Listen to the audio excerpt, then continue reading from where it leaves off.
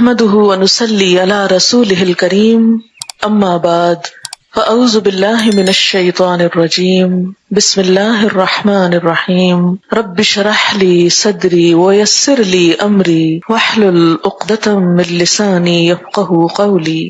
اللہ تعالیٰ کا لاکھ لاکھ شکر ہے جس نے ہمیں مسلمان بنایا، جس نے ہمیں اپنی پہچان دی، اپنی طرف آنے کا راستہ دکھایا۔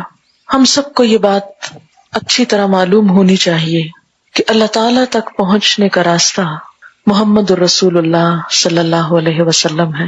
ہر وہ انسان جو دنیا میں آتا ہے وہ اپنے خالق کو جاننے کی کوشش کرتا ہے، اور یہ طلب ہر انسان کے اندر پائی جاتی ہے۔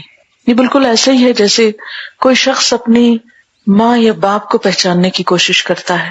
مثلا اگر کسی بچے کو یہ بتایا جائے کہ جس گھر میں تم پل رہے ہو یہ تمہارے حقیقی ماں باپ نہیں ہیں، تمہارے اصلی ماں باپ کوئی اور ہیں، تو اس کی زندگی تڑپ کر رہ جائے گی، بے چینیوں سے بھر جائے گی، اور وہ اپنی ساری کوششیں اس بات پر لگا دے گا کہ میرے ماں باپ کون ہیں۔ ایک روز اخبار میں ایدھی سینٹر کا تعارف پڑھ رہی تھی، اور اس میں بلقیس ایدھی کا انٹرویو پڑھ رہی تھی۔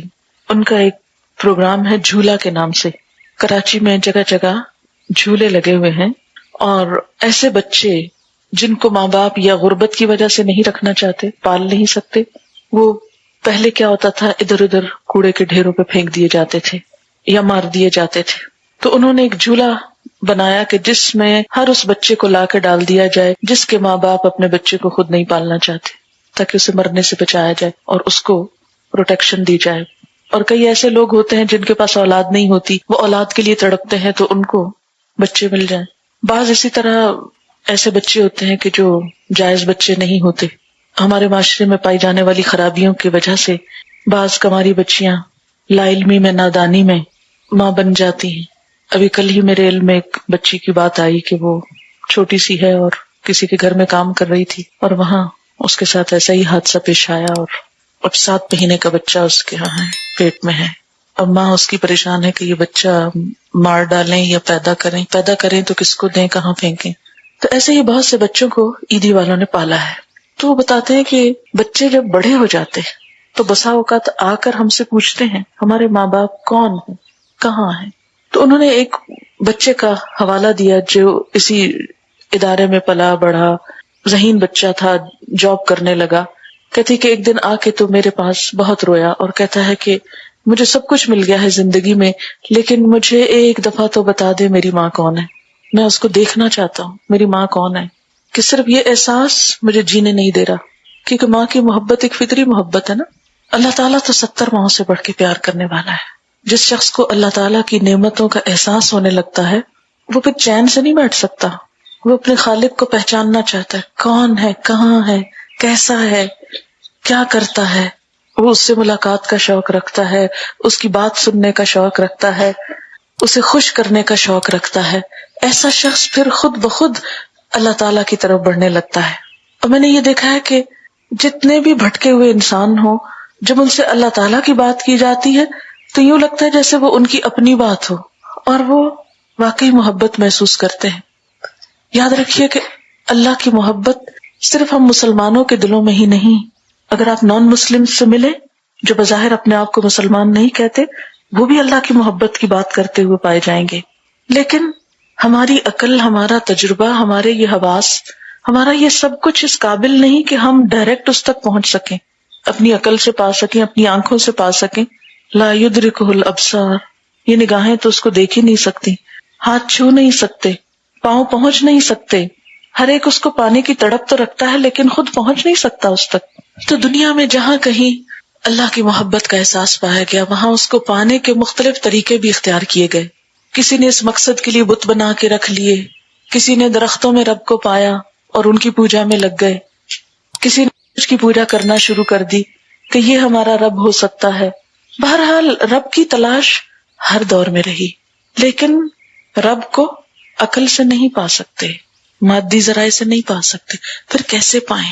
کس نے ہم کو بنایا؟ کس نے یہ سب کچھ دیا؟ کون ہمیں یہاں لایا؟ کون یہ دن اور رات کو الٹ پلٹ کرتا رہتا ہے؟ کون ہمارے لیے طرح طرح کے پھل پیدا کرتا ہے؟ اس کے بارے میں ہمیں جس نے سب سے صحیح طور پر متعارف کرایا، ہمارے محسن، ہمارے ہادی، ہمارے رہبر، رحمت للعالمین، وہ دراصل محمد الرسول اللہ صلی اللہ علیہ وسلم ہے۔ انہوں نے ہمیں ہمارے رب کی صحیح پہچان کروائی۔ تو جو پہچان آپ نے کرائی وہ کسی اور نے نہیں کرائی اور نہ کوئی اور کرا سکتا ہے۔ اسی لیے آپ کا حق تمام انسانوں کے حق سے زیادہ ہے، آپ کا مقام تمام انسانوں کے مقام سے بڑھ کر ہے، آپ کا درجہ اور رتبہ ساری انسانیت سے بڑھ کر ہے۔ محمد الرسول اللہ صلی اللہ علیہ وسلم جو کلمہ ہم پڑھتے ہیں، اس کلمے کے دوسرے حصے میں لا الہ الا اللہ کے بعد آپ کا ذکر نہایت ضروری ہے۔ محمد الرسول اللہ کلمے کا حصہ ہے۔ اگر کوئی شخص صرف اتنا کلمہ پڑھتا ہے لا الہ الا اللہ تو وہ مسلمان نہیں کہلاتا جب تک کہ وہ دوسرا حصہ نہ پڑھے محمد الرسول اللہ۔ اور بطور مسلمان ہم سب اس کو پڑھتے ہیں، اس کو اپنی زبان سے ادا کرتے ہیں، لیکن ان تین لفظوں کا مطلب کیا ہے؟ یہ لفظ ہم کو کیا میسج دیتے ہیں؟ ہم سے کس حق کا مطالبہ کرتے ہیں؟ ہماری زندگی میں کیا چمک پیدا کرتے ہیں؟ اس پر عام طور پر ہم کم ہی غور کرتے ہیں۔ تو یہ تین لفظ کیا ہے؟ محمد، محمد حامیم دال حمد سے تعریف کیا گیا، بہت زیادہ تعریف کیا گیا۔ نبی اکرم صلی اللہ علیہ وسلم کا ذاتی نام، اور عربوں کے ہاں یہ بالکل ایک نیا اور انوکھا نام تھا۔ آپ کو احمد بھی کہا گیا۔ پچھلے انبیاء نے بھی آپ کی آمد کی خوشخبری دی، پچھلی کتابوں میں آپ کا ذکر خیر پایا گیا، پچھلے انبیاء کے ماننے والوں کو بھی آپ کا انتظار تھا۔ آپ دنیا کے بہترین انسان، بہترین اخلاق کے مالک، بہترین شخصیت کے مالک، بہترین خوبیوں کے مالک، جس کی وجہ سے اللہ تعالیٰ نے آپ کو چن لیا، آپ پر اپنی رحمت فرمائی اور آپ کو اپنا پیغام برمقرر کیا، اپنا رسول بنایا، میسنجر بنایا۔ رسول اللہ، رسول اللہ، اللہ کے رسول، اللہ تعالیٰ کی طرف سے بندوں کے نام پیغام لانے والے، اللہ تعالیٰ کی پہچان کرانے والے، اس کی مرضی بتانے والے، اس سے قریب کرنے والے۔ لہذا آپ کی اصل حیثیت کیا ہے؟ رسول اللہ کی۔ وہ اللہ اور بندے کے درمیان ایک واسطہ ہے۔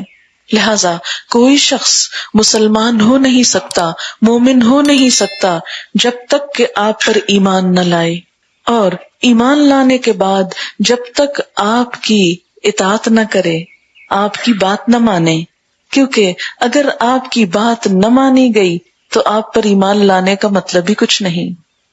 آپ صلی اللہ علیہ وسلم نے فرمایا تھا کل امتی یدخلون الجنت الا من ابا، میری ساری امت جنت میں جائے گی مگر وہ شخص جس نے انکار کیا۔ قیل ومن ابا، پوچھا گیا کس نے انکار کیا؟ قال من اطاعنی فقد دخل الجنہ ومن عصانی فقد ابا، جس نے میری اطاعت کی وہ جنت میں داخل ہوا اور جس نے میری نافرمانی کی اس نے گویا میرا انکار کیا۔ پھر اطاعت کے ساتھ ساتھ آپ کا اتباع اور اطاعت میں فرق یہ ہے کہ اطاعت تو ان کاموں میں ہوتی ہے جن کا حکم ملتا ہے، لیکن اتباع تو حکم کے انتظار سے پہلے ہی بات مان لینے کا نام ہے، پیروی کرنے کا، خاموش پیروی کا، جیسے دیکھو ویسے کر لو، نہ حجت کرو نہ آرگیو کرو، اور یہ اسی وقت ہو سکتی ہے جب محبت ہو۔ جس سے محبت ہوتی ہے انسان اس کے آنکھ کے اشارے کو سمجھتا ہے، اس کے چہرے کے تاثرات کو سمجھتا ہے، اس کی نگاہوں کو سمجھتا ہے، حتیٰ کہ اس کے دل کی باتوں کو سمجھنے لگتا ہے، اس کی پسند و ناپسند کو سمجھنے لگتا ہے۔ تو جب یہ کیفیت آتی ہے تو اتباع ہوتا ہے۔ اتباع کا اردو میں معنی کیا جاتا ہے پیروی کرنا، یعنی کسی کے قدموں کو فالو کرنا، یعنی وہ آگے جا رہا ہے، اس کا منہ بھی ادھر ہے، وہ دیکھ بھی نہیں رہا، وہ چل رہا ہے اور یہ شوق میں پیچھے پیچھے جا رہا ہے، کیونکہ جس سے محبت ہوتی ہے نا انسان اس کے پیچھے پیچھے چلتا ہے، پیچھے پیچھے بھاگتا ہے، وہی پیروی کر سکتا ہے جس کے اندر محبت ہوتی ہے۔ اسی لیے اللہ کے رسول صلی اللہ علیہ وسلم کی محبت بھی نہایت ضروری ہے۔ نبی صلی اللہ علیہ وسلم نے فرمایا لا یؤمن احدکم حتی اکون احب الیہ من والدہ وولدہ والناس اجمعین، تم میں سے کوئی شخص مومن ہو ہی نہیں سکتا یہاں تک کہ اپنی اولاد، والدین اور باقی تمام لوگوں کے مقابلے میں مجھ سے زیادہ محبت نہ کرتا ہو۔ اسے بخاری اور مسلم نے روایت کیا ہے کہ ہمارا ایمان ہی معتبر نہیں جب تک کہ آپ صلی اللہ علیہ وسلم سے محبت نہ ہو۔ محبت کے اظہار کے مختلف طریقے ہوتے ہیں، یعنی گویا ہم نے سمجھ لیا کہ جب تک آپ کی محبت نہ ہو ہمارے دل میں، اس وقت تک ایمان ہی مکمل نہیں۔ محمد الرسول اللہ کہنا بس خالی ایک دعویٰ ہے، اس کی کوئی حقیقت نہیں جب تک کہ محبت نہیں۔ اور محبت اظہار چاہتی ہے۔ اظہار مختلف طرح سے ہوتا ہے محبت کا۔ پہلا اظہار تو زبان سے ہوتا ہے۔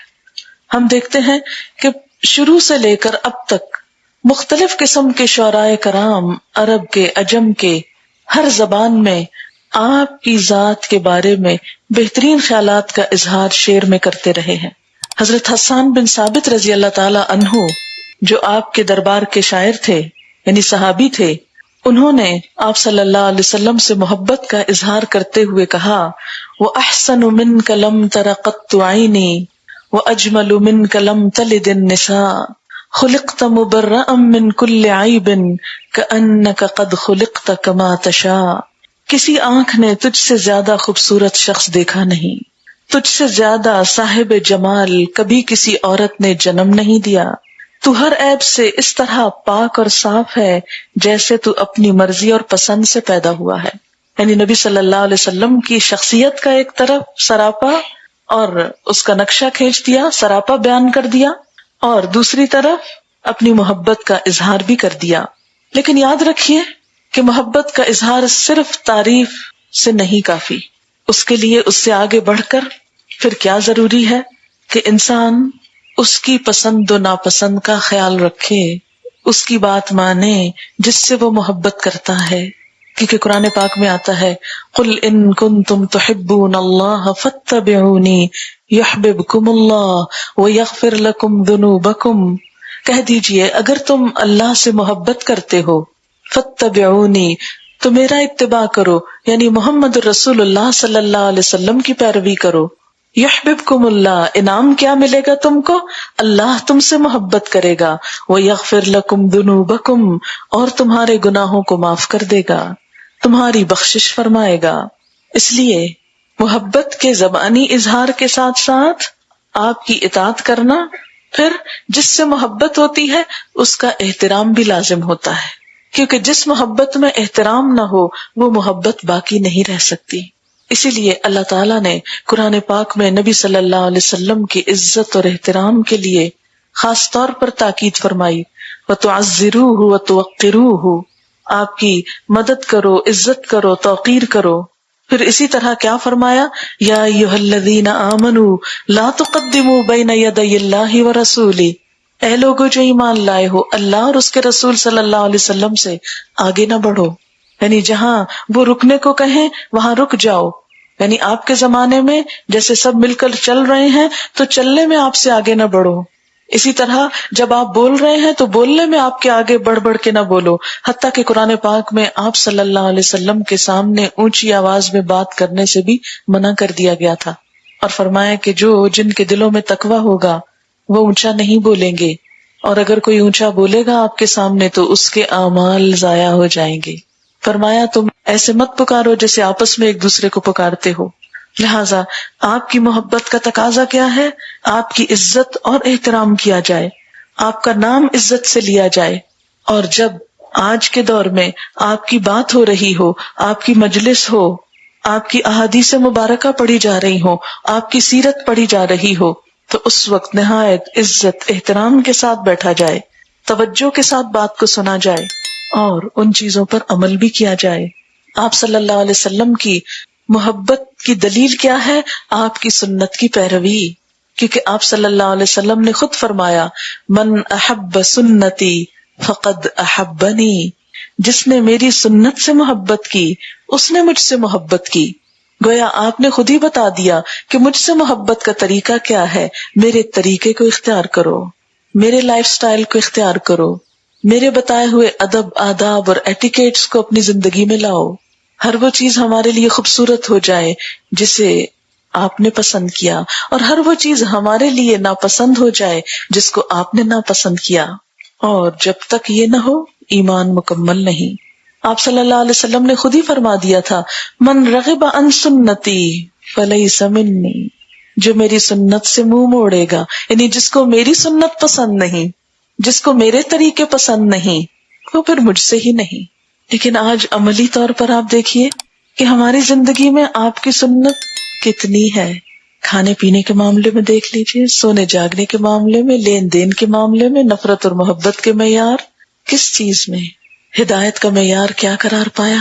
صحابہ کرام جیسا ایمان، فَإِنْ آمَنُوا بِمِثْلِ مَا آمَنْتُمْ بِهِ فَقَدْ اهْتَدَوْا، اگر وہ ایمان لائیں ایسا ہی جیسے تم ایمان لائے ہو، جیسے صحابہ کرام ایمان لائے، تو وہ ہدایت پا گئے۔ ہرقل کے دربار میں ابو سفیان کیا کہتا ہے کہ میں نے اس شخص کے ساتھ جس طرح لوگوں کو محبت کرتے دیکھا ہے، کسی اور کے لیے ایسی محبت نہیں پائی۔ بڑے بڑے درباروں میں گیا ہوں، بڑے بڑے بادشاہوں سے ملا ہوں کہ وہ آپ کے وضو کے پانی پہ جھپٹتے ہیں، وہ آپ کی بات سنتے ہی عمل کے لیے لپک پڑتے ہیں، دوڑ پڑتے ہیں، جان تک آپ کے لیے دینے کو تیار ہیں۔ حضرت عمر رضی اللہ تعالیٰ عنہ کے بارے میں آتا ہے کہ ایک دفعہ کہنے لگے، آپ کا ہاتھ تھا ان کے ہاتھ میں تھا، کہ یا رسول اللہ صلی اللہ علیہ وسلم، میں آپ کے لیے سب کچھ کر سکتا ہوں، بس صرف اپنی جان نہیں دے سکتا، مجھے جان بڑی پیاری ہے۔ آپ نے فرمایا، عمر اپنی بات پہ غور کرو، تم اس وقت تک مومن نہیں ہو سکتے جب تک اپنی جان بھی قربان نہ کر سکو۔ تو عمر پیچھے رہنے والے کہاں تھے؟ فوراً پکار اٹھے، اے اللہ کے رسول صلی اللہ علیہ وسلم، اگر ایمان کا یہی تقاضا ہے تو میری جان بھی حاضر ہے۔ اور اس معاملے میں صرف مرد حضرات ہی نہیں، خواتین بھی پیچھے نہیں۔ جنگ احد کا واقعہ آپ کو یاد ہوگا، جب افراتفری پھیل گئی کفار کے حملے سے، اور بڑے بڑے صحابہ کرام کے درمیان ایک افراتفری کا عالم تھا، تتر بتر ہو گئے۔ اس وقت ایک خاتون جن کا نام ام عمارہ تھا، نصیبہ تھا، وہ نبی صلی اللہ علیہ وسلم کو ہر طرف سے بچا رہی تھی، ہر وار اپنے اوپر لے رہی تھی۔ کئی زخم انہوں نے کھائے آپ کی طرف آنے والے تیروں کو اپنے اوپر لے کر، اور نبی صلی اللہ علیہ وسلم نے بطور خاص ذکر کیا کہ آج میں جس طرف دیکھتا ام عمارہ تقاتل دونی میرے سامنے لڑ رہی تھی، یعنی آپ کو بچانے کے لیے خود اپنے آپ کو پیش کر رہی تھی کہ مجھے کچھ لگ جائے لیکن آپ صلی اللہ علیہ وسلم کو نہ لگے۔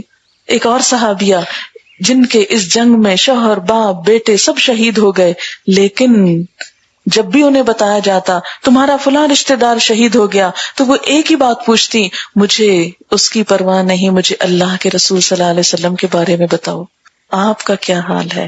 پھر اس کے بعد بتایا جاتا بیٹا شہید ہو گیا، مجھے بتاؤ اللہ کے رسول صلی اللہ علیہ وسلم کا کیا حال ہے۔ تمہارا شوہر شہید ہو گیا، مجھے بتاؤ اللہ کے رسول صلی اللہ علیہ وسلم کا کیا حال ہے۔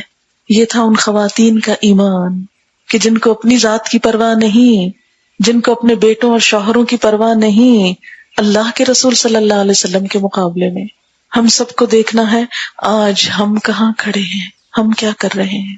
ایک خاتون ہے حضرت ام معبد رضی اللہ تعالی عنہا، وہ حضور صلی اللہ علیہ وسلم کا حلیہ مبارک اس طرح بیان کرتی ہیں کہ آج تاریخ کی کتابوں میں آپ کی روایت سے وہ سارا حلیہ آپ کا بیان ہوتا ہے۔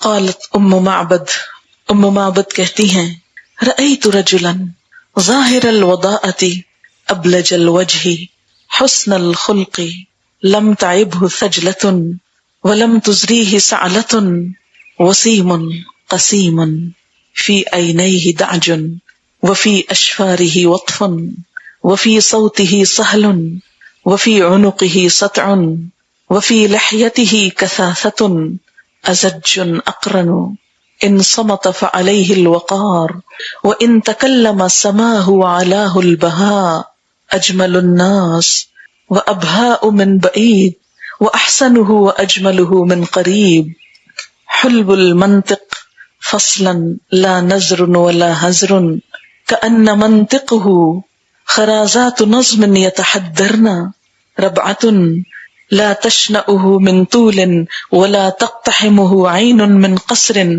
غصن بين غصنين فهو أنظر الثلاثة منظرا وأحسنهم قدرا له رفقاء يحفون به إن قال سمعوا لقوله وَإِنْ أَمَرَ تَبَادَرُوا إِلَىٰ أَمْرِهِ محفوظ محشود لا عابس ولا منفد.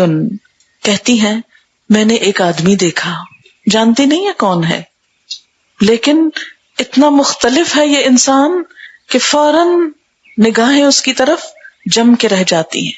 اس سے پتہ چلتا ہے کہ آپ صلی اللہ علیہ وسلم کی ذات میں کتنی کشش تھی لوگوں کے لیے کہ جو دیکھتا دیکھتا ہی رہ جاتا اور پورے غور سے دیکھتا. لہذا کہتی ہیں میں نے ایک آدمی دیکھا ہے، روشن اور کشادہ چہرے والا، خوش اخلاق. یعنی آپ صلی اللہ علیہ وسلم اجنبیوں سے بھی خوش اخلاقی برتتے. ہم تو صرف اس کے ساتھ اچھے ہوتے ہیں نا جس کو ہم جانتے ہوتے ہیں، اور باقی ہمیں کیا پڑی کہ ہر ایک سے اچھی طرح بات کریں.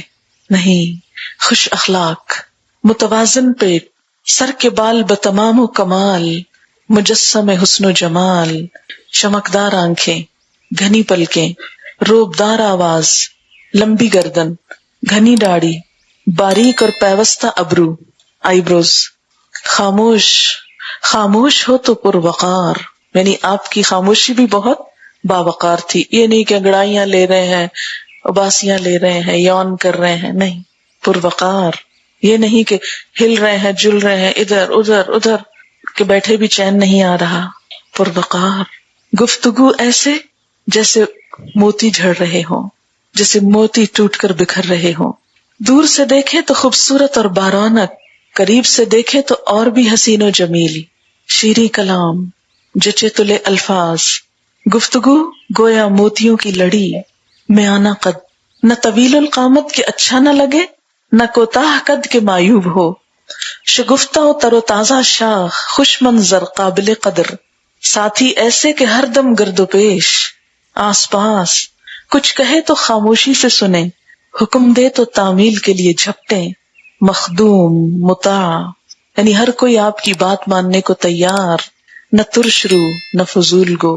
یہ ایک سٹنگ میں جو کچھ وہ آبزرو کرتی ہیں اسی طرح بیان کر دیتی ہیں، ایک ایک چیز. یہی وجہ ہے آپ کی شخصیت اتنی بارونق تھی، اتنی پرکشش تھی. اور یاد رکھیے، شخصیت کبھی مصنوعی ہتھ کنڈوں سے پرکشش نہیں ہوا کرتی.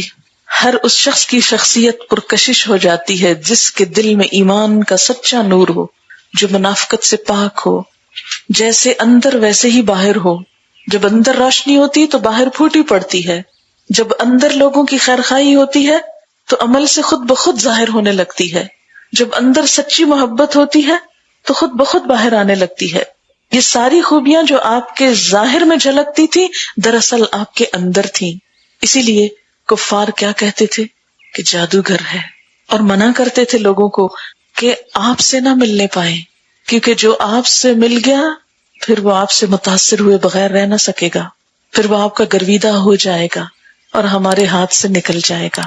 اس لیے بہتر ہے نہ کوئی آپ سے ملے، نہ آپ کا کلام سنے، نہ آپ کی بات سنے. آج ہمارے اندر اس کا ایک حصہ بھی کیوں نہیں؟ اس لیے کہ ہم جتنا بھی اچھا بننے کی کوشش کرتے ہیں نا، وہ عموماً صرف باہر سے، صرف ان چیزوں میں جو لوگوں کو نظر آتی ہیں، ان میں نہیں جو اللہ کو نظر آتی ہیں اور جو ہمارے اندر ہوتی ہیں.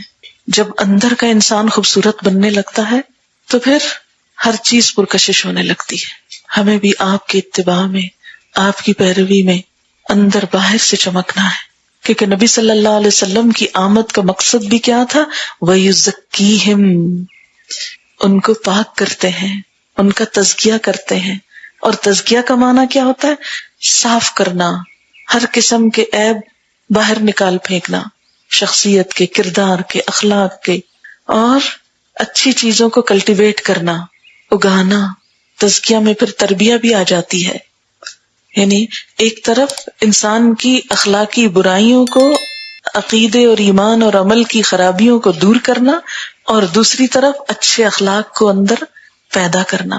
ہمارا آپ سے تعلق اسی وقت صحیح معنوں میں ہو سکتا ہے جب ہم آپ کی بات کو صحیح معنوں میں لینے والے ہوں، پوری طرح، آدھا آدھا نہیں، ظاہر سے نہیں، اندر سے بھی. اور اللہ تعالیٰ سے بھی ہمارا تعلق اسی وقت صحیح ہو سکتا ہے، جڑ سکتا ہے اور صحیح بنیادوں پہ قائم ہو سکتا ہے جب ہمارا تعلق حضور صلی اللہ علیہ وسلم سے درست ہو. ہم آپ کا احسان ماننے والے ہوں، آپ سے محبت کرنے والے ہوں، آپ کے مشن کے لیے آپ بھلا کیوں آئے تھے دنیا میں؟ رحمت للعالمین بن کر نا، انسانوں کی ہدایت کا سامان لے کر، اور وہ چھوڑ گئے جاتے ہوئے کس کے پاس؟ امت مسلمہ کے پاس۔ تو اگر ہم کو آپ سے سچی محبت ہے نا، تو ہم سب سے پہلے اس کام کے ساتھ کمٹمنٹ کرنے والے ہوں کہ جو کام آپ کر کے گئے تھے، جس کے لیے آپ نے اپنا خون بہایا تھا، دانت زخمی کیے تھے، پتھر کھائے تھے، گالیاں کھائی تھی، ہم بھی اس کام کے کرنے والے ہوں۔ آپ کی خوشی کس میں ہے؟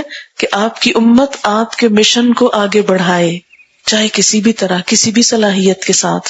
آپ تو ہر چیز میں نمونہ بن کر گئے، لیکن ہم سے یہ تقاضا کیا کہ جو ہماری صلاحیت ہو اس کے مطابق ہم آپ کا نام روشن کرنے والے، آپ کے مشن کو آگے بڑھانے والے ہوں۔ یہ ہے آپ کی محبت کا حق اور اس کا تقاضا۔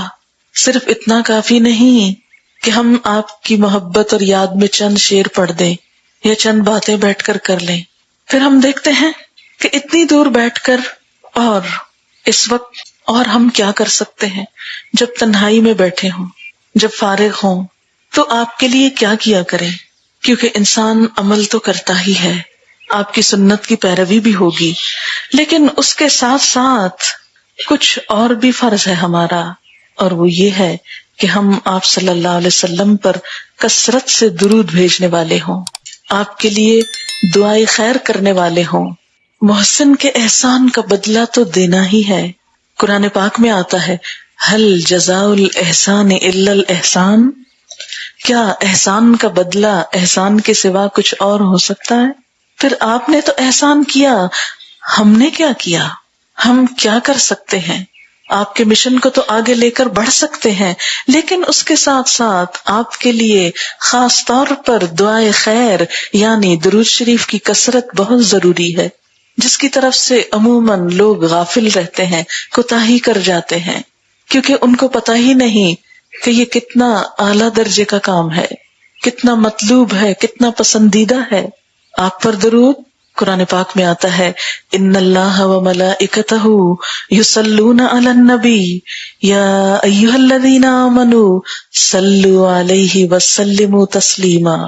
یقیناً اللہ تعالی نبی صلی اللہ علیہ وسلم پر رحمتیں نازل فرماتے ہیں اور فرشتے آپ کے لیے دعائے رحمت کرتے ہیں۔ اے لوگو جو ایمان لائے ہو، تم بھی نبی صلی اللہ علیہ وسلم پر درود اور سلام بھیجو۔ یہ آپ کے احسان کے بدلے کے لیے اللہ تعالیٰ کا حکم بھی ہے ہم سب کے لیے، ایمان والوں کے لیے، کہ ہم آپ کے لیے یہ دعا کریں۔ یہ اللہ تعالیٰ نے ہم سے مطالبہ کیا ہے کہ جب فرشتے آپ کے لیے دعائیں کر رہے ہیں تو کیا تم نہ کرو گے؟ جن پر اللہ تعالیٰ درود بھیج رہے ہیں، اور اللہ تعالیٰ کا درود بھیجنا کیا ہے؟ رحمتیں نازل فرمانا۔ اور پھر آپ کا ذکر خیر دنیا کے ہر گوشے میں ہر آن ہو رہا ہے۔ آپ دیکھیے کہ جب دور مشرق سے سورج نکلتا ہے تو اس سے پہلے اذان فجر ہوتی ہے، فجر کے وقت، اور آپ نے دیکھا ہوگا کہ جو سورج زمین کو چھوتا جاتا ہے اور ایک اذان کا وقت ایک جگہ ختم ہوتا ہے تو دوسری جگہ آتا جاتا ہے، اور جو آگے بڑھتی جاتی ہے دن کی یہ رفتار، تو دنیا کے ایک کونے سے لے کر دوسرے تک جیسے فجر کا سرکل چلتا ہے، وہ بھی ختم نہیں ہو پاتا کہ ظہر کا شروع ہو جاتا ہے، وہ ختم نہیں ہو پاتا کہ عصر کا شروع ہو جاتا ہے، وہ ختم نہیں ہو پاتا تو عصر شروع ہو جاتی ہے، وہ ختم نہیں ہو پاتے تو عشاء شروع ہو جاتی ہے، اور اس طرح فجر تک اور فجر سے عشاء تک مسلسل اس گلوب کے اوپر جگہ جگہ گلی گلی مسجدوں میں آپ کا نام لیا جا رہا ہوتا ہے۔ لہٰذا اگر ہم نہ بھی آپ کا نام لیں گے، آپ کا ذکر خیر نہیں بھی کریں گے، آپ پہ درود نہیں بھی بھیجیں گے، تو اللہ تعالیٰ خود رحمتیں بھیج رہے ہیں، فرشتے دعائیں کر رہے ہیں، ایمان والے آپ سے محبتیں کرنے والے آپ کے لیے دعائیں کر رہے ہیں، تو محروم کون رہے گا؟ وہی جو اپنا حصہ اس میں نہیں ڈالے گا۔ تو آج کی اس مجلس میں چند احادیث درود شریف کے بارے میں آپ کے سامنے رکھوں گی، جس سے آپ کو اس کی اہمیت کا اندازہ ہوگا، اور اس کے ساتھ ساتھ انشاءاللہ عمل کے لیے کچھ مسنون درود بھی آپ کو بتائے جائیں گے۔ سب سے پہلے یہ کہ درود شریف کا مطلب کیا ہے؟ اللہ تعالیٰ کا نبی اکرم صلی اللہ علیہ وسلم پر درود بھیجنے کا مطلب رحمت نازل کرنا ہے۔ آپ تو خود بھی رحمت بن کر دنیا کے لیے آئے تھے، تو جو خود دوسروں کے لیے رحمت بن جائے، خود اس پر رحمتیں کیوں نہ ہو؟ جو خود دوسروں کے لیے رحمت بن جائے پھر اس کے لیے رحمتیں کیوں نہ ہو؟ اب ان تمام جگہوں پر ہم خود کو رکھ کے دیکھیں گے ہم کیا کر رہے ہیں آپ کی پیروی میں. اور فرشتوں یا مسلمانوں کا درود بھیجنا کیا ہے؟ رحمت کی دعا کرنا. تو سب سے بہترین دعا کیا ہے؟ احسان کے بدلے کے طور پر، بدلہ تو خیر چکا نہیں سکتے لیکن کچھ نہ کچھ جو کر سکتے ہو وہ دعائے رحمت. ان ابی ہریرہ رضی اللہ عنہ ان رسول اللہ صلی اللہ علیہ وسلم قال الملائکۃ تصلی علی احدکم ما دام فی مصلاہ الذی صلی فیہ ما لم یحدث تقول اللہم اغفر لہ اللہم ارحمہ. رواہ البخاری. حضرت ابو ہریرہ رضی اللہ تعالی عنہ سے روایت ہے کہ رسول اللہ صلی اللہ علیہ وسلم نے فرمایا، تم میں سے کوئی شخص جب تک اپنی نماز کی جگہ پر جہاں اس نے نماز پڑھی ہے بیٹھا رہے اور اس کا وضو نہ ٹوٹے تب تک فرشتے اس پر درود بھیجتے رہتے ہیں اور یوں کہتے ہیں، یا اللہ اس کو بخش دے، اس پر رحم فرما. یعنی عام اہل ایمان بھی جب عبادت کی حالت میں ہوتے ہیں، اللہ کا ذکر کرتے ہیں تو ان پر بھی رحمت آتی ہے، کیونکہ فرشتے عام اہل ایمان کے لیے بھی دعا کرتے ہیں. تو دعائے رحمت کا طریقہ پھر کیا ہے؟ اللہم ارحمہ بھی کہنا اور اللہم صلی علی بھی کہنا. لیکن صلی علی کا لفظ عام مسلمانوں کے لیے نہیں ہوتا، یہ انبیاء کے لیے ہوتا ہے. حضرت عائشہ رضی اللہ تعالی عنہا فرماتی ہیں کہ رسول اللہ صلی اللہ علیہ وسلم نے فرمایا، صف کے دائیں طرف کے لوگوں پر اللہ تعالی رحمت نازل فرماتے ہیں اور فرشتے ان کے لیے دعائے رحمت کرتے ہیں. نبی صلی اللہ علیہ وسلم پر درود شریف پڑھنے کی فضیلت: ایک مرتبہ درود پڑھنے سے 10 رحمتیں نازل ہوتی ہیں، 10 گناہ معاف ہوتے ہیں، 10 درجے بلند ہوتے ہیں. نسائی کی روایت ہے، حضرت انس رضی اللہ تعالی عنہ کہتے ہیں کہ رسول اللہ صلی اللہ علیہ وسلم نے فرمایا، جس نے مجھ پر 1 مرتبہ درود بھیجا اللہ تعالیٰ اس پر 10 مرتبہ رحمتیں نازل فرمائے گا، اس کے 10 گناہ معاف فرمائے گا اور 10 درجے بلند فرمائے گا. ایک ہی وقت میں کیا کچھ کما لیا آپ نے. کثرت درود قیامت کے دن نبی صلی اللہ علیہ وسلم کی قربت کا باعث ہوگا. حضرت عبداللہ بن مسعود رضی اللہ تعالی عنہ کہتے ہیں کہ رسول اللہ صلی اللہ علیہ وسلم نے فرمایا، جو شخص مجھ پر بکثرت درود بھیجتا ہے قیامت کے روز وہ سب سے زیادہ میرے قریب ہوگا. اور کون کتنا قریب؟ جو جتنا زیادہ درود پڑے آپ پر. رسول اکرم صلی اللہ علیہ وسلم پر درود بھیجنا اور آپ کے لیے جنت میں بلند درجہ ملنے کی دعا کرنا قیامت کے دن آپ صلی اللہ علیہ وسلم کی سفارش کا باعث ہوگا. آپ پر درود آپ کی قربت کا باعث، آپ کی سفارش کا باعث. حضرت عبداللہ بن عمر رضی اللہ تعالی عنہما کہتے ہیں کہ رسول اللہ صلی اللہ علیہ وسلم نے فرمایا، جس نے مجھ پر درود بھیجا یا میرے لیے اللہ تعالیٰ سے وسیلہ کیا ہے؟ جنت میں ایک بلند درجہ، وہ مانگا، اس کے لیے میں قیامت کے روز ضرور سفارش کروں گا. درود شریف گناہوں کی مغفرت، تمام دکھوں، مصیبتوں اور غموں سے نجات حاصل کرنے کا ذریعہ ہے. اور یہ بات میں نہیں کہہ رہی، یہ اللہ کے رسول صلی اللہ علیہ وسلم نے خود بتائی ہے. حدیث ہے ترمذی کی. حضرت ابی بن کعب رضی اللہ تعالی عنہ کہتے ہیں کہ میں نے رسول اللہ صلی اللہ علیہ وسلم سے عرض کیا، اے اللہ کے رسول صلی اللہ علیہ وسلم، میں آپ پر کثرت سے درود بھیجتا ہوں، اپنی دعا میں سے کتنا وقت درود کے لیے وقف کروں؟ یعنی جب میں دعا مانگتا ہوں تو کتنی دیر درود پڑھوں؟ آپ نے فرمایا، جتنا تو چاہے. میں نے عرض کیا 1/4 یعنی 1/4. آپ نے فرمایا جتنا تو چاہے، لیکن اگر اس سے زیادہ کر لے تو تیرے لیے اچھا ہے. میں نے عرض کیا آدھا وقت. آپ نے فرمایا جتنا تو چاہے. آپ کا یہ جواب کتنا پر حکمت ہے کہ کسی پر آپ نے بوجھ نہیں ڈالا، اس کو فورس نہیں کیا، لیکن اگر اس سے زیادہ کرے تو تیرے لیے اچھا ہے. میں نے عرض کیا 2/3. آپ نے فرمایا جتنا تو چاہے، لیکن اگر اس سے زیادہ کر لے تو تیرے ہی لیے بہتر ہے. میں نے عرض کیا میں اپنی دعا کا سارا وقت درود کے لیے وقف کرتا ہوں. آپ نے فرمایا یہ تیرے سارے دکھوں اور غموں کے لیے کافی ہوگا اور تیرے گناہوں کی بخشش کا باعث ہوگا. اور خاص طور پر جب انسان غم سے نڈھال ہوتا ہے، پریشان ہوتا ہے، اس کو مسئلے کا کوئی حل نظر نہیں آتا اور یہ بھی سمجھ نہیں آتا کہ کیا مانگوں، مجھے کیا کہنا چاہیے. یعنی اتنے زیادہ کمپلیکیشنز ہو جاتی ہیں کہ بعض اوقات انسان یہ بھی ڈیسائیڈ نہیں کر پاتا کہ جو میں مانگ رہا ہوں وہ بھی میرے لیے بہتر ہے یا نہیں. تو ایسے میں معاملہ اللہ پہ چھوڑ دیا جائے اور کثرت سے درود شریف پڑھا جائے. اللہ تعالیٰ ضرور کوئی نہ کوئی راستہ پیدا فرما دیں گے. اگلا فائدہ، نبی صلی اللہ علیہ وسلم پر درود بھیجنے والے پر اللہ تعالیٰ رحمت نازل فرماتے ہیں، اور آپ پر سلام بھیجنے والے پر اللہ سلام بھیجتا ہے. حضرت عبد الرحمن بن عوف رضی اللہ تعالیٰ عنہ فرماتے ہیں کہ رسول اللہ صلی اللہ علیہ وسلم ایک روز گھر سے نکلے اور کھجوروں کے باغ میں داخل ہوئے. بہت طویل سجدہ کیا، حتیٰ کہ مجھے اندیشہ ہوا کہیں اللہ تعالیٰ نے آپ کی روح قبض نہ کر لی ہو. حضرت عبد الرحمن بن عوف کہتے ہیں میں رسول اللہ صلی اللہ علیہ وسلم کی طرف دیکھ ہی رہا تھا کہ آپ نے سر اٹھایا اور فرمایا کیا بات ہے. میں نے بات بتائی تو آپ نے ارشاد فرمایا کہ جبریل علیہ السلام نے مجھ سے کہا اے محمد صلی اللہ علیہ وسلم کیا میں آپ کو ایک بشارت نہ دوں، یعنی خوشخبری نہ دوں.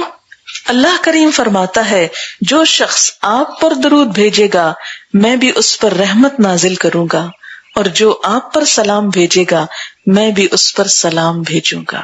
اللہ تعالیٰ کی طرف سے سلام آئے تو انسان کے لیے پھر کیا خوف اور کیا غم. یہ مسند احمد کی روایت تھی جو ابھی میں نے آپ کو سنائی. پھر یہ کہ 10 مرتبہ صبح 10 مرتبہ شام درود پڑھنا آپ کی شفاعت حاصل کرنے کا باعث ہے. حضرت ابو درداء رضی اللہ تعالیٰ عنہ کہتے ہیں کہ رسول اللہ صلی اللہ علیہ وسلم نے فرمایا جس نے 10 مرتبہ صبح 10 مرتبہ شام مجھ پر درود بھیجا اسے قیامت کے روز میری سفارش حاصل ہوگی.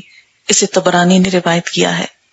پھر یہ کہ درود قبولیت دعا کا سبب ہے، یہ بھی اس کا ایک فائدہ ہے کہ درود پڑھنے والے کی دعا قبول ہوتی ہے.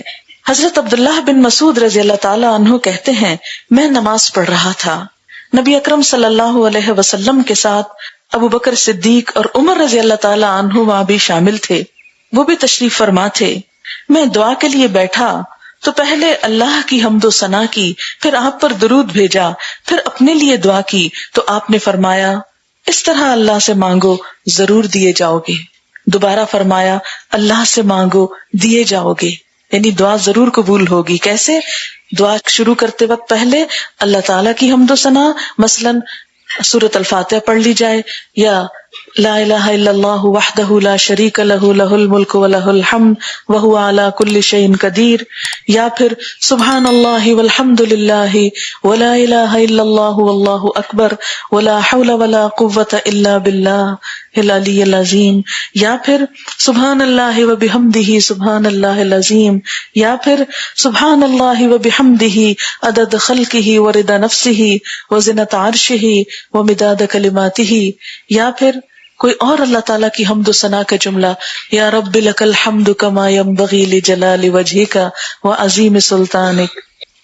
اس کے بعد درود شریف، اور درود شریف کی کئی قسمیں ہیں، کئی ورشنز ہیں، وہ اینڈ میں آپ کو بتاؤں گی میں. بہترین درود وہ ہے جو نماز کے اندر آتا ہے، درود ابراہیمی. ایک دفعہ وہ پڑھ لیا جائے.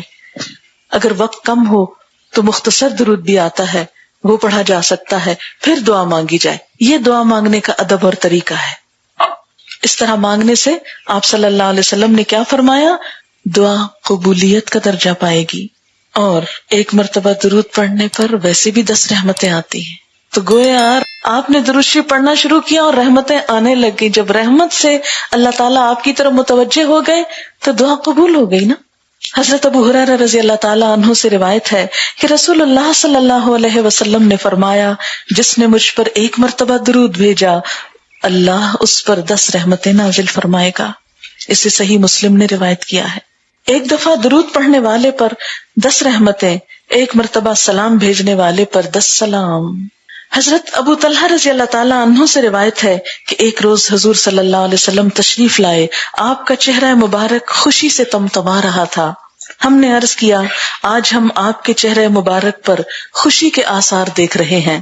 آپ نے فرمایا کہ میرے پاس جبریل علیہ السلام تشریف لائے اور خوشخبری دی کہ اللہ تعالیٰ فرماتا ہے کیا آپ کے لیے یہ بات خوشی کا باعث نہیں کہ آپ کا جو امتی ایک مرتبہ درود بھیجے میں اس پر 10 رحمتیں نازل کروں، اور جو امتی ایک مرتبہ آپ کو سلام کہے میں اس کو 10 مرتبہ سلام کہوں. یعنی یہ وہ کام ہے جس میں تھوڑی سی کوشش بہت زیادہ رحمتوں اور برکتوں کا سبب بنتی ہے. پھر ایک مرتبہ درود پڑھنے سے 10 نیکیاں بھی لکھی جاتی ہیں، یعنی رحمتیں تو آتی ہیں، ساتھ نیکیاں بھی لکھ لی جاتی ہیں.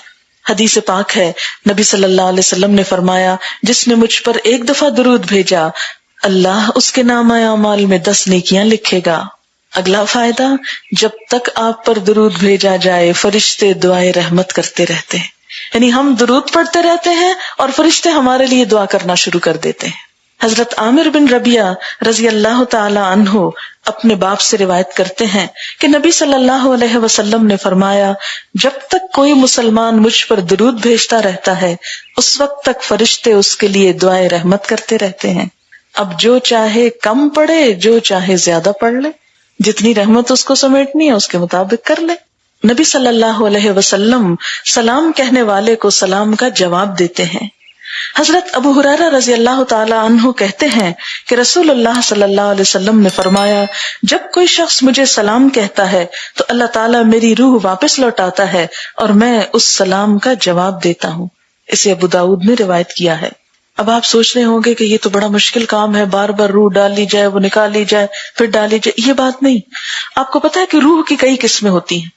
جب انسان سوتا ہے تو قرآن پاک میں آپ پڑھیں گے کہ ایک روح انسان کی اس وقت لے لی جاتی. جب انسان جاگتا ہے تو وہ روح لوٹا دی جاتی. تو اس وقت آپ کو کوئی تکلیف محسوس ہوتی؟ کچھ بھی نہیں. وہ کیا روح ہوتی ہے؟ احساس اور شعور کی، جو واپس ملتی. سونے کے وقت انسان کہ یہ احساس اور شعور ایک طرح سے اللہ تعالیٰ کے قبضے میں ہوتے ہیں. تو جب آپ کو سلام کیا جاتا ہے تو آپ کو ایک طرح سے احساس دیا جاتا ہے، بتایا جاتا ہے کہ فلاں امتی نے سلام بھیجا ہے، آپ بھی اس کو سلام بھیجتے ہیں، یعنی آپ اس کا جواب دیتے ہیں. اچھا، ایک بات یہ ہے نا کہ جو عالم بالا کی باتیں ہوتی ہیں نا، عالم برزخ کی، وہ عموماً ہم کو سمجھ نہیں آتی اور بعض اوقات ہم کنفیوز ہوتے ہیں، بعض اوقات اس کے رنگ رنگ کے معنی نکالنے لگتے ہیں اور عقل پہ پرکھنے لگتے ہیں. بھلا یہ کیسے ہو سکتا ہے کہ آپ اتنے لوگوں کا جواب دیں اور آپ کو یہ بتایا جائے کہ یہ لوگ درود بھیج رہے ہیں اور یہ تو عقل میں نہیں آتا.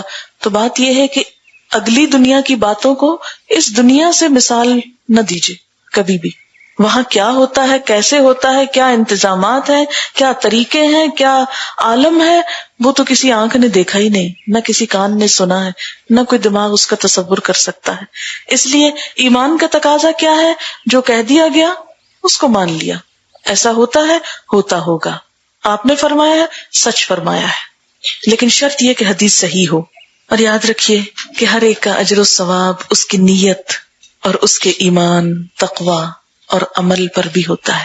ایک شخص اگر عمل سے آپ کو ناراض کر رہا ہے اور زبان سے صرف کہتا ہے کہ میں آپ پر درود بھیجتا ہوں، تو اس کا اتنا اثر نہیں ہوتا نا پھر، جتنا یہ کہ آپ کی سنت کے مطابق عمل کرنے والے کی زبان سے نکلی ہوئی بات کا. پھر یہ کہ آپ پر درود بھیجنے کی کیا اہمیت ہے. اگر کوئی نہیں بھیجتا آپ پر درود تو اس کا نقصان کیا ہے؟ اس کا نقصان یہ ہے کہ جو آپ کا نام مبارک سنے اور پھر درود نہ پڑھے، نبی صلی اللہ علیہ وسلم نے اس کے لیے بد دعا فرمائی ہے، وہ اللہ کی رحمت سے محروم ہے. کیسے؟ حضرت ابو ہریرہ رضی اللہ تعالی عنہ کہتے ہیں کہ رسول اللہ صلی اللہ علیہ وسلم نے فرمایا، رسوا ہو وہ آدمی جس کے سامنے میرا نام لیا جائے اور وہ درود نہ پڑھے. کیسے پڑھنا ہوتا ہے یہ؟ صلی اللہ علیہ وسلم، دل کے اندر ہی. رسوا ہوا وہ آدمی جس نے رمضان کا پورا مہینہ پایا اور وہ اپنے گناہ نہ بخشوا سکا. رسوا ہو وہ آدمی جس کے سامنے اس کے ماں باپ بڑھاپے کی عمر کو پہنچے اور وہ ان کی خدمت کر کے جنت میں داخل نہ ہو. نبی صلی اللہ علیہ وسلم کا نام مبارک سن کر درود نہ بھیجنے والے کے لیے حضرت جبریل نے بد دعا فرمائی اور نبی صلی اللہ علیہ وسلم نے آمین کہی. حضرت کعب بن عجرہ رضی اللہ تعالی عنہ کہتے ہیں کہ ایک روز رسول اللہ صلی اللہ علیہ وسلم نے ممبر لانے کا حکم دیا. ممبر کیا چیز تھی؟ جس پر آپ خطبہ دیتے تھے. اور جب آپ صلی اللہ علیہ وسلم پہلی سیڑھی پر چڑھے تو فرمایا آمین، پھر دوسری سیڑھی پر چڑھے تو فرمایا آمین، پھر تیسری سیڑھی پر چڑھے تو فرمایا آمین. خطبہ سے فارغ ہونے کے بعد جب آپ صلی اللہ علیہ وسلم ممبر سے نیچے تشریف لائے تو صحابہ نے عرض کیا، آج آپ سے ہم نے ایسی بات سنی ہے جو اس سے پہلے کبھی. احمدہ ونصلی علی رسولہ الکریم، اما بعد، فأعوذ باللہ من الشیطان الرجیم بسم اللہ الرحمن الرحیم رب اشرح لی صدری ویسر لی امری واحلل عقدۃ من لسانی یفقہوا قولی۔ اللہ تعالیٰ کا لاکھ لاکھ شکر ہے جس نے ہمیں مسلمان بنایا، جس نے ہمیں اپنی پہچان دی، اپنی طرف آنے کا راستہ دکھایا۔ ہم سب کو یہ بات اچھی طرح معلوم ہونی چاہیے کہ اللہ تعالیٰ تک پہنچنے کا راستہ محمد الرسول اللہ صلی اللہ علیہ وسلم ہے۔ ہر وہ انسان جو دنیا میں آتا ہے وہ اپنے خالق کو جاننے کی کوشش کرتا ہے، اور یہ طلب ہر انسان کے اندر پائی جاتی ہے۔ یہ بالکل ایسے ہی ہے جیسے کوئی شخص اپنی ماں یا باپ کو پہچاننے کی کوشش کرتا ہے۔ مثلا اگر کسی بچے کو یہ بتایا جائے کہ جس گھر میں تم پل رہے ہو یہ تمہارے حقیقی ماں باپ نہیں ہیں، تمہارے اصلی ماں باپ کوئی اور ہیں، تو اس کی زندگی تڑپ کر رہ جائے گی، بے چینیوں سے بھر جائے گی، اور وہ اپنی ساری کوششیں اس بات پر لگا دے گا کہ میرے ماں باپ کون ہیں۔ ایک روز اخبار میں ایدھی سینٹر کا تعارف پڑھ رہی تھی، اور اس میں بلقیس ایدھی کا انٹرویو پڑھ رہی تھی۔ ان کا ایک پروگرام ہے جھولا کے نام سے، کراچی میں جگہ جگہ جھولے لگے ہوئے ہیں، اور ایسے بچے جن کو ماں باپ یا غربت کی وجہ سے نہیں رکھنا چاہتے، پال نہیں سکتے، وہ پہلے کیا ہوتا تھا ادھر ادھر کوڑے کے ڈھیروں پہ پھینک دیے جاتے تھے یا مار دیے جاتے تھے۔ تو انہوں نے ایک جھولا بنایا کہ جس میں ہر اس بچے کو لا کے ڈال دیا جائے جس کے ماں باپ اپنے بچے کو خود نہیں پالنا چاہتے، تاکہ اسے مرنے سے بچایا جائے اور اس کو پروٹیکشن دی جائے۔ اور کئی ایسے لوگ ہوتے ہیں جن کے پاس اولاد نہیں ہوتی، وہ اولاد کے لیے تڑپتے ہیں تو ان کو بچے مل جائیں۔ بعض اسی طرح ایسے بچے ہوتے ہیں کہ جو جائز بچے نہیں ہوتے۔ ہمارے معاشرے میں پائی جانے والی خرابیوں کی وجہ سے بعض کماری بچیاں لا علمی میں، نادانی میں ماں بن جاتی ہیں۔ ابھی کل ہی میرے علم میں ایک بچی کی بات آئی کہ وہ چھوٹی سی ہے اور کسی کے گھر میں کام کر رہی تھی، اور وہاں اس کے ساتھ ایسا ہی حادثہ پیش آیا، اور 7 مہینے کا بچہ اس کے ہاں ہے، پیٹ میں ہے۔ اب ماں اس کی پریشان ہے کہ یہ بچہ مار ڈالیں یا پیدا کریں تو کس کو دیں، کہاں پھینکیں۔ تو ایسے ہی بہت سے بچوں کو ایدھی والوں نے پالا ہے۔ تو وہ بتاتے ہیں کہ بچے جب بڑے ہو جاتے ہیں تو بسا اوقات آ کر ہم سے پوچھتے ہیں ہمارے ماں باپ کون ہیں، کہاں ہیں۔ تو انہوں نے ایک بچے کا حوالہ دیا جو اسی ادارے میں پلا بڑھا، ذہین بچہ تھا، جاب کرنے لگا۔ کہتی کہ ایک دن آ کے تو میرے پاس بہت رویا اور کہتا ہے کہ مجھے سب کچھ مل گیا ہے زندگی میں، لیکن مجھے ایک دفعہ تو بتا دے میری ماں کون ہے، میں اس کو دیکھنا چاہتا ہوں، میری ماں کون ہے۔ کہ صرف یہ احساس مجھے جینے نہیں دے رہا، کیونکہ ماں کی محبت ایک فطری محبت ہے نا۔ اللہ تعالیٰ تو 70 ماؤں سے بڑھ کے پیار کرنے والا ہے۔ جس شخص کو اللہ تعالیٰ کی نعمتوں کا احساس ہونے لگتا ہے وہ پھر چین سے نہیں بیٹھ سکتا، وہ اپنے خالق کو پہچاننا چاہتا ہے، کون ہے، کہاں ہے، کیسا ہے، کیا کرتا ہے۔ وہ اس سے ملاقات کا شوق رکھتا ہے، اس کی بات سننے کا شوق رکھتا ہے، اسے خوش کرنے کا شوق رکھتا ہے۔ ایسا شخص پھر خود بخود اللہ تعالیٰ کی طرف بڑھنے لگتا ہے۔ اور میں نے یہ دیکھا ہے کہ جتنے بھی بھٹکے ہوئے انسان ہوں، جب ان سے اللہ تعالیٰ کی بات کی جاتی ہے تو یوں لگتا ہے جیسے وہ ان کی اپنی بات ہو، اور وہ واقعی محبت محسوس کرتے ہیں۔ یاد رکھیے کہ اللہ کی محبت صرف ہم مسلمانوں کے دلوں میں ہی نہیں، اگر آپ نان مسلم سے ملیں جو بظاہر اپنے آپ کو مسلمان نہیں کہتے، وہ بھی اللہ کی محبت کی بات کرتے ہوئے پائے جائیں گے۔ لیکن ہماری عقل، ہمارا تجربہ، ہمارے یہ حواس، ہمارا یہ سب کچھ اس قابل نہیں کہ ہم ڈائریکٹ اس تک پہنچ سکیں، اپنی عقل سے پا سکیں، اپنی آنکھوں سے پا سکیں۔ لا یدرکہ الابصار، یہ نگاہیں تو اس کو دیکھ ہی نہیں سکتی، ہاتھ چھو نہیں سکتے، پاؤں پہنچ نہیں سکتے۔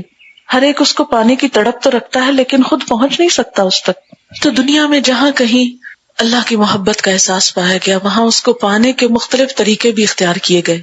کسی نے اس مقصد کے لیے بت بنا کے رکھ لیے، کسی نے درختوں میں رب کو پایا اور ان کی پوجا میں لگ گئے، کسی نے اس کی پوجا کرنا شروع کر دی کہ یہ ہمارا رب ہو سکتا ہے۔ بہرحال رب کی تلاش ہر دور میں رہی، لیکن رب کو عقل سے نہیں پا سکتے، مادی ذرائع سے نہیں پا سکتے۔ پھر کیسے پائیں؟ کس نے ہم کو بنایا؟ کس نے یہ سب کچھ دیا؟ کون ہمیں یہاں لایا؟ کون یہ دن اور رات کو الٹ پلٹ کرتا رہتا ہے؟ کون ہمارے لیے طرح طرح کے پھل پیدا کرتا ہے؟ اس کے بارے میں ہمیں جس نے سب سے صحیح طور پر متعارف کرایا، ہمارے محسن، ہمارے ہادی، ہمارے رہبر رحمت للعالمین، وہ دراصل محمد الرسول اللہ صلی اللہ علیہ وسلم ہے۔ انہوں نے ہمیں ہمارے رب کی صحیح پہچان کروائی، تو جو پہچان آپ نے کرائی وہ کسی اور نے نہیں کرائی اور نہ کوئی اور کرا سکتا ہے۔ اسی لیے آپ کا حق تمام انسانوں کے حق سے زیادہ ہے، آپ کا مقام تمام انسانوں کے مقام سے بڑھ کر ہے، آپ کا درجہ اور رتبہ ساری انسانیت سے بڑھ کر ہے۔ محمد الرسول اللہ صلی اللہ علیہ وسلم جو کلمہ ہم پڑھتے ہیں، اس کلمے کے دوسرے حصے میں لا الہ الا اللہ کے بعد آپ کا ذکر نہایت ضروری ہے۔ محمد الرسول اللہ کلمے کا حصہ ہے۔ اگر کوئی شخص صرف اتنا کلمہ پڑھتا ہے لا الہ الا اللہ تو وہ مسلمان نہیں کہلاتا جب تک کہ وہ دوسرا حصہ نہ پڑھے محمد الرسول اللہ۔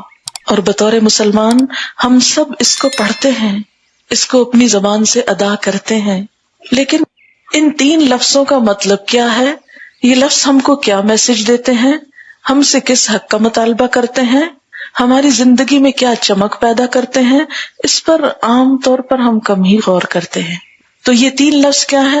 محمد، محمد حامیم دال حمد سے تعریف کیا گیا، بہت زیادہ تعریف کیا گیا، نبی اکرم صلی اللہ علیہ وسلم کا ذاتی نام، اور عربوں کے ہاں یہ بالکل ایک نیا اور انوکھا نام تھا۔ آپ کو احمد بھی کہا گیا۔ پچھلے انبیاء نے بھی آپ کی آمد کی خوشخبری دی، پچھلی کتابوں میں آپ کا ذکر خیر پایا گیا، پچھلے انبیاء کے ماننے والوں کو بھی آپ کا انتظار تھا۔ آپ دنیا کے بہترین انسان، بہترین اخلاق کے مالک، بہترین شخصیت کے مالک، بہترین خوبیوں کے مالک، جس کی وجہ سے اللہ تعالیٰ نے آپ کو چن لیا، آپ پر اپنی رحمت فرمائی اور آپ کو اپنا پیغام بر مقرر کیا، اپنا رسول بنایا، میسنجر بنایا، رسول اللہ، اللہ کے رسول، اللہ تعالیٰ کی طرف سے بندوں کے نام پیغام لانے والے، اللہ تعالیٰ کی پہچان کرانے والے، اس کی مرضی بتانے والے، اس سے قریب کرنے والے۔ لہذا آپ کی اصل حیثیت کیا ہے؟ رسول اللہ کی۔ وہ اللہ اور بندے کے درمیان ایک واسطہ ہے۔ لہذا کوئی شخص مسلمان ہو نہیں سکتا، مومن ہو نہیں سکتا جب تک کہ آپ پر ایمان نہ لائے، اور ایمان لانے کے بعد جب تک آپ کی اطاعت نہ کرے، آپ کی بات نہ مانے، کیونکہ اگر آپ کی بات نہ مانی گئی تو آپ پر ایمان لانے کا مطلب ہی کچھ نہیں۔ آپ صلی اللہ علیہ وسلم نے فرمایا تھا کل امتی یدخلون الجنت الا من ابا، میری ساری امت جنت میں جائے گی مگر وہ شخص جس نے انکار کیا۔ قیل ومن ابا، پوچھا گیا کس نے انکار کیا؟ قال من اطاعنی فقد دخل الجنہ ومن عصانی فقد ابا، جس نے میری اطاعت کی وہ جنت میں داخل ہوا اور جس نے میری نافرمانی کی اس نے گویا میرا انکار کیا۔ پھر اطاعت کے ساتھ ساتھ آپ کا اتباع اور اطاعت میں فرق یہ ہے کہ اطاعت تو ان کاموں میں ہوتی ہے جن کا حکم ملتا ہے، لیکن اتباع تو حکم کے انتظار سے پہلے ہی بات مان لینے کا نام ہے، پیروی کرنے کا، خاموش پیروی کا، جیسے دیکھو ویسے کر لو، نہ حجت کرو نہ آرگیو کرو، اور یہ اسی وقت ہو سکتی ہے جب محبت ہو۔ جس سے محبت ہوتی ہے انسان اس کے آنکھ کے اشارے کو سمجھتا ہے، اس کے چہرے کے تاثرات کو سمجھتا ہے، اس کی نگاہوں کو سمجھتا ہے، حتیٰ کہ اس کے دل کی باتوں کو سمجھنے لگتا ہے، اس کی پسند و ناپسند کو سمجھنے لگتا ہے۔ تو جب یہ کیفیت آتی ہے تو اتباع ہوتا ہے۔ اتباع کا اردو میں معنی کیا جاتا ہے پیروی کرنا، یعنی کسی کے قدموں کو فالو کرنا، یعنی وہ آگے جا رہا ہے، اس کا منہ بھی ادھر ہے، وہ دیکھ بھی نہیں رہا، وہ چل رہا ہے اور یہ شوق میں پیچھے پیچھے جا رہا ہے، کیونکہ جس سے محبت ہوتی ہے نا انسان اس کے پیچھے پیچھے چلتا ہے، پیچھے پیچھے بھاگتا ہے، وہی پیروی کر سکتا ہے جس کے اندر محبت ہوتی ہے۔ اسی لیے اللہ کے رسول صلی اللہ علیہ وسلم کی محبت بھی نہایت ضروری ہے۔ نبی صلی اللہ علیہ وسلم نے فرمایا لا یؤمن احدکم حتی اکون احب الیہ من والدہ وولدہ والناس اجمعین، تم میں سے کوئی شخص مومن ہو ہی نہیں سکتا یہاں تک کہ اپنی اولاد، والدین اور باقی تمام لوگوں کے مقابلے میں مجھ سے زیادہ محبت نہ کرتا ہو. اسے بخاری اور مسلم نے روایت کیا ہے کہ ہمارا ایمان ہی معتبر نہیں جب تک کہ آپ صلی اللہ علیہ وسلم سے محبت نہ ہو. محبت کے اظہار کے مختلف طریقے ہوتے ہیں، یعنی گویا ہم نے سمجھ لیا کہ جب تک آپ کی محبت نہ ہو ہمارے دل میں، اس وقت تک ایمان ہی مکمل نہیں. محمد الرسول اللہ کہنا بس خالی ایک دعویٰ ہے، اس کی کوئی حقیقت نہیں جب تک کہ محبت نہیں. اور محبت اظہار چاہتی ہے. اظہار مختلف طرح سے ہوتا ہے محبت کا. پہلا اظہار تو زبان سے ہوتا ہے.